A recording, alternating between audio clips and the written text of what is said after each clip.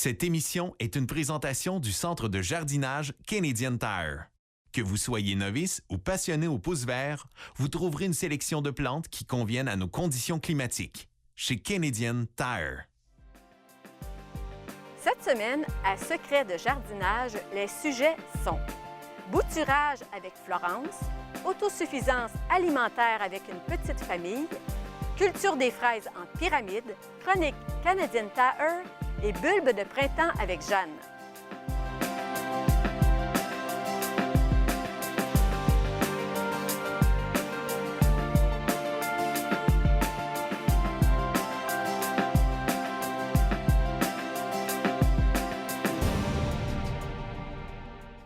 Bonjour, aujourd'hui on est chez Jeanne Giguère, on va voir ses fleurs de printemps.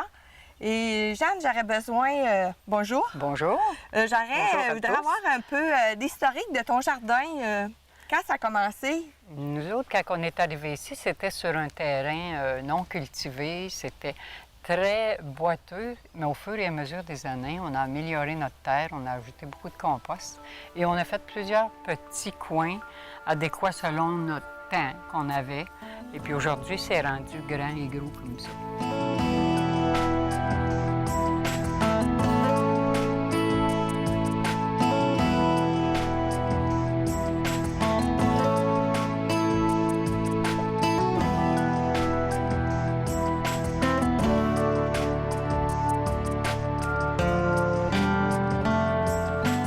Jeanne, je voudrais savoir combien environ t'arrêtes de bulles? Oh, je dois en avoir entre 3000 et 5000 des bulles. OK. Parce qu'ils sont tellement variés. Il y en a beaucoup au printemps, encore plus tôt, qui ne paraissent pas à l'heure qui est là. Seulement dans les muscaries, on regarde un petit coin, puis il doit en avoir tout de bien à 50 à 100, rien que d'une petite talle. Ça fait que 5000, là, ça ne serait pas gros, certain à gagne qu'ici. J'ai remarqué que tu avais des belles tulipes panachées. Oui, c'est des variétés, ça, ici, qui existent sur le marché. Quand on a la chance de les ramasser, ça fait un nouveau look, ça fait un deux tons. Donc, c'est intéressant à avoir dans notre jardin pour faire variante, que ce soit pas juste du vert ou du jaune. Puis quelqu'un qui voudrait commencer à cultiver les bulles, t'aurais-tu un conseil à y donner? Premièrement, peut-être s'accumuler un petit peu de sous parce que c'est quand même assez dispendieux.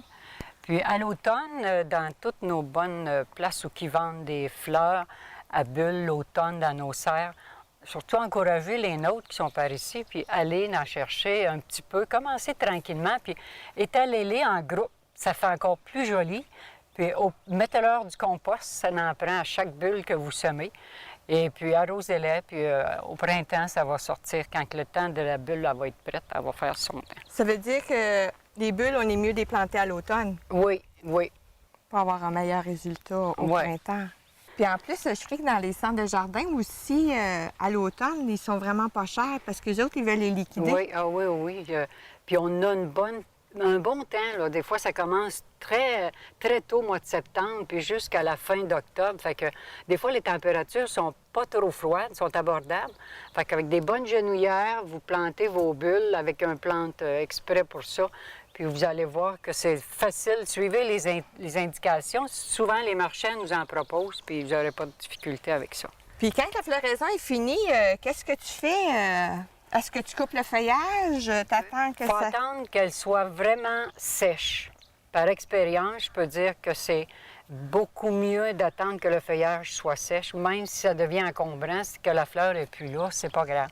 Essayez de garder le feuillage, puis coupez-les. Mais moi, je ne change jamais mes bulles, ils restent toujours à la même place. Si j'ai affaire à changer un plant, je vais le changer, centré où il est. Donc, mes bulles restent en terre à l'année. OK, ça veut dire que tu ne l'enlèveras pas pour planter d'autres choses durant cet été? Jamais. Mes bulles, parfait. ils restent toutes telles comme qu'ils sont là. Ah, parfait. Bon, on va continuer à faire la visite. Vous avez des beaux petits couvre-sols ici aussi qui sont très jolis. C'est des Laturus, c'est des variétés nouvelles de sortie sur le marché, très florifères. C'est vraiment des beaux petits looks, puis ça fleurit quasiment un mois de temps. C'est très, très joli. Très florifère aussi. Fait que si on veut résumer, en fait, c'est que les gens, s'ils veulent partir des bulles au printemps, c'est des acheter à l'automne, des planter à l'automne. Puis de ne pas avoir peur d'investir parce que c'est vraiment une source vraiment importante qui fait que ça nous repose de voir ça. Quand on sort le matin, c'est vraiment De voir gai. la floraison. Ah oui, voir la floraison, c'est vraiment spécial. Puis c'est la couleur, c'est le vert au travers, c'est vraiment ressourçant. Regarde, je remarque, Jeanne, là, celle-là, regarde comme elle est ouverte. Oui. Cette année, sont plus en fleurs que jamais et plus tôt que jamais parce que la saison est très, très chaude. Donc, on a des floraisons, comme il expliquait à notre télévision, que plus abondantes parce qu'on a plus de fleurs qui ouvrent en même temps. Fait que c'est le look que vous voyez présentement qui fait qu'on a tant de fleurs au même moment.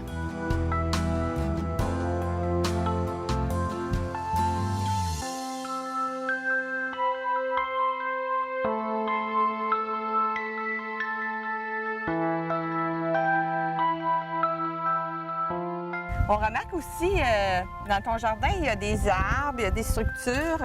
Est-ce que c'est ton conjoint Oui. qui a fait les structures? Oui, toutes les belles structures, les parures de bois qu'il a faites à l'heure actuelle, c'est tout mon mari André qui les a confectionnées parce que ça permet de, quand vous êtes dans une allée, si vous ne voyez pas l'autre côté, ça sert de comme cacher.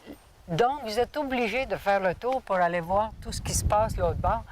Donc, ça ne prenait pas juste ces structures-là. On a installé aussi des petits arbustes pour faire de la hauteur, pour pas que ce soit trop tout le temps égal, tout le temps. Fait que ça l'apporte un autre quelque chose. Aussi, il y a des bibelots que j'ai installés un petit peu partout pour donner un autre look. Ça attire les enfants aussi. Les enfants sont portés à venir, pas juste pour voir les fleurs, dire que c'est joli, il y a des belles structures de toutes sortes de petits-enfants, des clowns. Donc, ça aussi, ça apporte un autre changement dans le potager ou dans les fleurs, comme c'est arrangé ici. Ah, fait que, en résumé, Jeanne, ta passion, est-ce qu'elle est encore plus grande? Ou qu'est-ce que tu veux transmettre aux gens? Si les gens aiment travailler dehors, ça donne tellement de l'énergie. Je leur souhaite d'agrandir leur horizon pour être capable de voir à quel point que l'énergie est là. Puis moi, si j'ai la chance de continuer d'être en santé comme je suis là, bien, j'aimerais continuer à agrandir, à faire des nouvelles plates-bandes. Puis s'il y a quelqu'un qui serait intéressé à avoir des conseils, si je suis capable de l'aider, bien, il pourra m'appeler s'il y a possibilité, puis je pourrais l'aider. Parce qu'en résumé, c'est vraiment grand, mais partez pas aussi grand. Faites-en de petites à la fois, puis vous allez finir par agrandir malgré vous autres, puis faire des choses. Mais c'est important que vous ayez la passion. Si vous n'avez pas la passion, partez pas ça parce que vous allez vous tanner bien, bien vite. Bien, je te remercie, Jeanne. C'était agréable de visiter ça ton m'a fait jardin. plaisir. Et on va probablement se revoir au cours de la saison. Florence Chabot, la jardinière, est une experte en bouture. Avec elle, nous partageons sa science qu'elle cultive depuis plus de 30 ans. Bonjour, Madame Chabot. Bonjour. Alors, vous n'êtes pas capable de rien jeter. C'est ça. Ça en est quasiment une maladie. Mais je trouve pas je n'ai pas de besoin, mais j'ai pour donner. Alors, vous bouturez des petits arbustes de votre jardin. Les petits arbustes de mon jardin, que regarde, vois-tu comme ça, c'est un cotonéaster mini.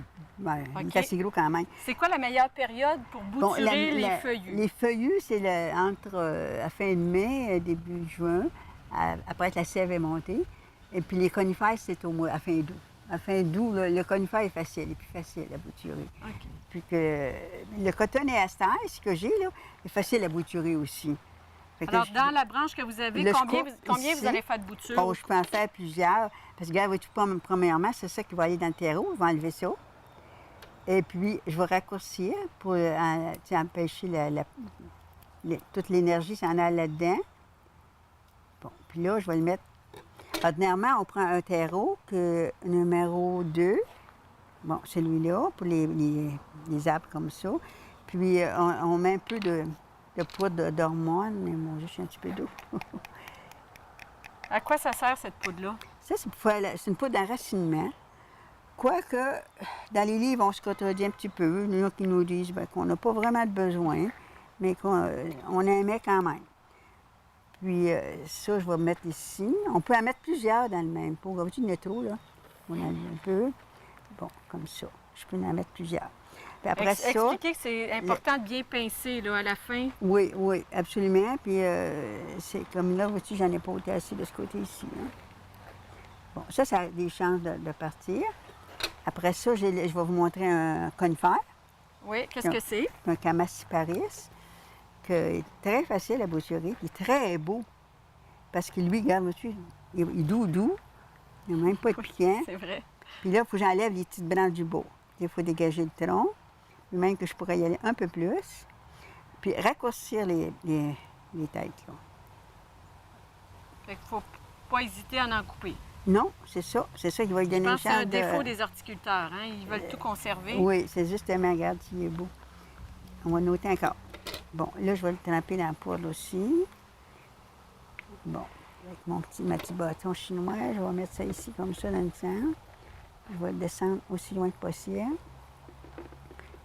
J'en ai fait plusieurs. Puis là, quand on éviter de faire ça dans un terreau humide un peu, humide. Puis après ça, pour éviter des arrosages, j'ai un sac de plastique troué qu'on ramasse dans la cuisine là, qu'on achète les raisins et tout ça. Puis tu mets ça par-dessus. Puis ça peut prendre plusieurs mois. Hein. Le conifère, là, rendu à fin d'août, il peut raciner qu'au printemps. Mais ça passe l'hiver dehors, par exemple. Il ne faut pas garder ça dans la maison, là. Ah, autant un que l'autre. Autant un que l'autre. Les arbres qui viennent de dehors, il faut qu'ils restent de dehors. Ça, c'est un autre... Avant l'hiver, on y enlève sa tuque de plastique, par exemple. Oui, c'est ça, absolument. Puis ça, l'hiver, il faut les mettre à l'abri, par exemple. Si j'ai une boîte, là, par exemple, je mets des petits bonsaïs fragiles, je mets ça avec. Puis je mets un géotextile par-dessus l'hiver. Puis comme celui-là, le Sanetum, j'ai fait il n'y a pas longtemps, là, mais c'est un arbre précieux, celui-là. Quel est son nom? C'est un Camassiparis aussi. Le nom, non, je n'en ai qu'un comme ça. Hein. Puis celui-là, tu gardes, j'en ai d'autres. Celui-là, j'aurais dû en faire, mais j'en ai tellement, là. Je ne veux pas rester pris avec. Il faut que je trouve à donner. Hein. Ça fait que ça, c'est facile, là, celui-là. Donc, vous, je pense que vous osez beaucoup, hein? Oui, justement. Vous essayez, puis si ça marche, tant mieux. Oui, c'est justement, je suis un essayeux. Parce que quand on n'essaye jamais rien, on n'a rien. Il faut savoir, il faut le faire, il faut l'essayer. Mais vous avez beaucoup de succès, donc vous avez beaucoup de boutures à partager avec les gens que vous aimez. Bien, c'est justement, ça me fait des petits cadeaux, ça me fait à donner. Le plaisir de donner, c'est autant que le plaisir de recevoir. OK. On va terminer avec un conseil terreau, parce que c'est important, là, la qualité de terreau que vous prenez pour vos boutures. Le substrat qui est important, c'est une partie de mousse de tourbe, une demi-partie de perlite, une demi-partie de vermiculite, une partie de gravier. Le gravier, ça l'aide à multiplier les racines. Sauf que nous autres, quand on est dans les bonsaïs, ce gravier-là, on peut le prendre, mais il faut le laver. Ôter la poussière. OK. Par contre, il ne faut pas que le terreau soit trop acide, parce que la mousse de tourbe, c'est très acide. Hein? Il n'y a pas de terre dedans, ça, là. Il ne faut pas mettre de terre. Fait que les feuillus vont bien se comporter dans ce terreau-là aussi? Oui, c'est justement. C'est la terre à bouture, pas de terre. C'est juste des conifères. Comme ça, il est fait là, depuis 2-3 semaines. Aussi, il n'a même pas changé de couleur, mais j'ai mis un sac par-dessus. OK. Qu'on a enlevé pour la démonstration. Oui, c'est ça. Parce que ça, quand on voit que ça veut jaunir, par exemple, on les enlève. Il y a des plantes qui n'aiment mieux pas de sac. Bien, par exemple, les plantes grasses. Il faut faire attention, les plantes grasses, pas de sac. OK. Ça c'est la terre sec. Juste humide un peu. Puis, même que des plantes grasses que tu peux couper puis laisser sécher une journée avant de les faire. OK. C'est pas... Au niveau des arrosages, à quelle fréquence, là? Là, on arrose à peu près pas avec un sac comme ça. Même dehors? Même dehors. Moi, je vérifie de temps à autre. Puis, si c'est pas sec, je n'arrose pas. Fait que vous pouvez être une grosse semaine sans les arroser? Ah oui, plus que ça. Plus que ça. Ah oui. Fait qu'on vérifie, puis si on vérifie, ça n'a pas besoin d'eau? Ça peut être au bout de 2-3 semaines qu'ils ont besoin un peu d'eau. Mais pas beaucoup à la fois. Il faut toujours faire attention, hein, parce que la bouture... Il ne faut pas oublier que la mousse de tourbe aussi, ça peut faire pourrir aussi. Madame Chabot, merci beaucoup pour votre générosité. Ça m'a fait plaisir.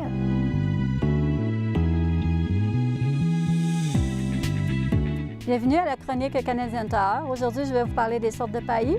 Il existe sur le marché du paillis naturel, du paillis rouge, du paillis noir. Et en avant ici, j'ai un paillis qui est de plus grande qualité parce qu'il garde sa couleur plus longtemps. C'est pour ça qu'il est plus dispendieux. Combien mettre de pouces de paillis?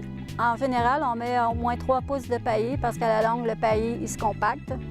Un avantage du paillis, c'est que ça empêche les mauvaises herbes de pousser, ça garde l'humidité, puis à la longue, quand le paillis se décompose, bien, ça fait du compost en dessous. Alors, vous voyez qu'il y a beaucoup d'avantages à mettre du paillis. Merci et à la semaine prochaine. Sophie Legault vise et réussira l'autosuffisance alimentaire. Elle souhaite produire le plus de légumes et de fruits possible pour sa petite famille. Pour certains fruits, elle y arrivera dans 7 ou 8 ans. Bonjour Sophie. Bonjour Guylaine. Pourquoi? Pourquoi l'autosuffisance alimentaire? Bien, d'abord parce que s'alimenter, ça fait partie des besoins quotidiens à combler. On mange 3 fois par jour, donc on pige souvent dans nos réserves, dans notre garde-manger ou dans notre frigo. Donc si on peut le faire à partir de notre cour, de notre potager, ça réduit les impacts environnementaux, évidemment, mais aussi ça nous permet d'avoir des fruits et légumes frais, de bonne qualité. Ça permet aussi de sensibiliser les enfants et même, je dirais, les gens du voisinage à cultiver un minimum d'aliments pour se nourrir. Du côté des enfants, c'est agréable parce que pour eux, ils peuvent participer aux semis, aux semences, à l'entretien, aux récoltes, à l'arrosage et ça les sensibilise au fait justement que quand on mange quelque chose, c'est pas arrivé tout simplement sur les tablettes de l'épicerie. Ça prend du temps, de l'énergie, de la patience, un minimum de connaissances aussi parce qu'il y a des fois qu'on sème certains aliments ou certaines graines qui ne poussent pas comme on aurait voulu, comme on aurait pensé. Donc, ça prend beaucoup de temps, beaucoup de patience pour le mettre en pratique d'une année à l'autre. Et ça permet, c'est ça, de cuisiner des aliments frais chaque jour puis de piger un petit peu dans notre cour pour le faire. Comment tu as planifié ton projet? T'en es où dans les étapes de réalisation de ton projet d'autosuffisance? Cette année, c'est la première année qu'on fait notre potager. L'année dernière, on a implanté la partie façade du potager parce que c'est ici qu'on a le soleil. Ça fait 3 ans qu'on est ici. Puis d'une année à l'autre, j'étudiais le soleil pour savoir où est-ce qu'il était, où est-ce que je pouvais semer les arbres fruitiers, les arbustes ou le potager pour être capable d'avoir un maximum d'énergie pour les légumes, justement, et les fruits. Et c'est vraiment la façade là, où est-ce qu'on n'avait pas d'ombre ou à peu près pas du tout à cause des grands arbres qu'on a sur le terrain. Donc ça, c'était pour la partie potager, mais différents endroits sur le terrain où est-ce qu'on a des fruitiers aussi, où est-ce qu'on a quelques percées de soleil qui nous permettaient de pouvoir implanter des bleuets, des amélanges. On avait déjà sur place des groseilles, des gadelles. On a planté un arbre mûrier aussi, pommier, poirier, pêcher. Donc ça, c'est différents emplacements sur le terrain là, qui nous permettaient de le faire à cause du soleil, du sol et de la proximité des autres arbres aussi pour la place pour les racines. Donc cette année, c'était la première année de potager. Je suis satisfaite de ce qui ressort. C'est sûr qu'il y a des choses qui ont moins bien fonctionné, d'autres qui ont été des surprises. J'utilise mon compost pour partir les courges et comme je mets aussi les graines de courges dans mon compost, bien, ce qu'on a mis au compost l'année dernière, c'est ressemé cette année, a poussé. Donc, on a eu des courges surprises dans notre aménagement. Et ailleurs, bien là, ce qui nous restera à considérer, c'est aussi les arbres à noix pour les protéines. Peut-être un chêne blanc, c'est à voir. Là, il y a des choses qui ne sont pas déterminées encore. Des noisettes. On y va aussi avec des haricots pour faire les soupes l'hiver, des légumes racines.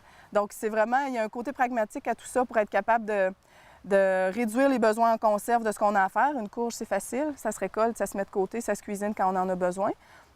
Mais c'est aussi agréable d'avoir des tomates en conserve une fois l'hiver venu.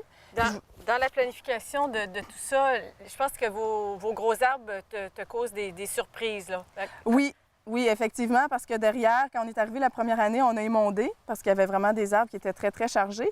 Et ce que j'avais comme soleil les 2 premiers étés suivants, c'était suffisant pour faire une culture de fruits exigeants ou de légumes exigeants au soleil, comme des tomates ou des poivrons. Puis finalement, cette année, il y a des arbres qui se sont touchés par leurs feuilles.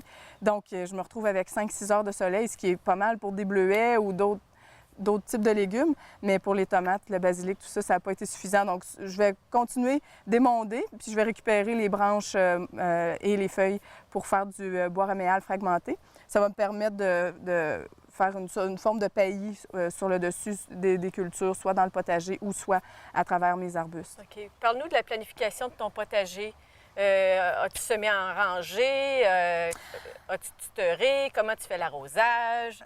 J'ai semé, j'ai fait un plan qui a été respecté à moitié parce qu'à mesure que ça avançait, soit la disponibilité des semences ou soit je me retrouvais à avoir le goût de semer des patates. J'avais jamais fait ça. Fait que j'en ai mis, j'étais supposée d'avoir des haricots. Finalement, ça a moins bien fonctionné. J'ai retransplanté des poivrons au travers, des carottes avec des betteraves qui ont moins bien levé. J'ai remis des choux par la suite. Donc, j'y vais parce qu'il y a quand même certaines cultures qui demandent peut-être 2 mois Donc, même si on arrive début juillet, on est serré un peu dans le temps, mais ça peut quand même permettre d'en faire pousser un petit peu. J'ai mis du tuyau suintant un peu partout, surtout dans les grands espaces comme ici, puis à l'arrière pour l'arrosage, parce qu'à bras, si je le faisais à main, c'est au moins 2 heures d'arrosage chaque jour. À mesure que l'été avance, ça réduit. C'est plus 1 ou 2 fois par semaine parce que les racines vont chercher plus loin. Mais ça vraiment donne un coup de main parce que j'ai aussi beaucoup d'arrosage en pot à faire ou à des endroits où est-ce que j'avais pas de tuyau ou des plus petits aménagements.